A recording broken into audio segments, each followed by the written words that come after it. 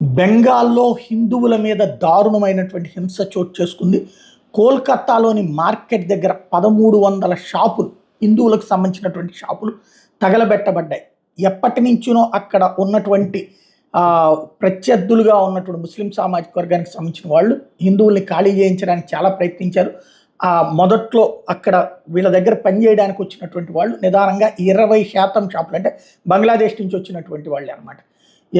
అలాగే బర్మా నుంచి వచ్చిన రోహింగ్యాలు 20% షాపులు ఇప్పుడు కొనేశారు. అయితే హిందువులు ఆ తర్వాత కట్టుబడిగా ఉండి తమ షాపులు అమ్మితే హిందూకి అమ్మాలి తప్పించి బంగ్లాదేశ్ నుంచి వచ్చిన వాళ్ళకి, బర్మా నుంచి వచ్చిన వాళ్ళకి అమ్మకూడదు అన్నటువంటిది ఒక ప్లాన్ పెట్టుకున్నారు. అప్పటి నుంచి ఎంత ప్రయత్నించినా అవ్వాలి. కమ్యూనిస్టుల టైంలోనూ జరిగింది. ఆ తర్వాత ఇప్పుడు ఎంతకాలం కూడా మమతా బెనర్జీ టీం అయినా కూడా వీళ్ళు స్ట్రాంగ్గా ఉన్నారు అక్కడ.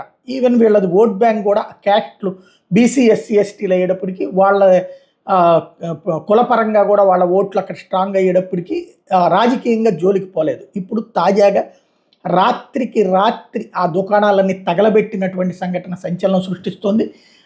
కావాలని చెప్పి చాలా రోజుల నుంచి వెయిట్ చేసి ఈ పని చేశారన్నటువంటిది అక్కడ ఉన్నటువంటి వాళ్ళే చెప్తున్నటువంటి పరిస్థితి. ఊహించని విధంగా దెబ్బ కొట్టారు అన్నటువంటిది. 1300 షాపులు కూడా తగలబడిపోయినాయి. షేక్ ఖలీం గ్రూప్ ఈ పని చేసింది అన్నటువంటి విషయాన్ని చెప్తున్నారు.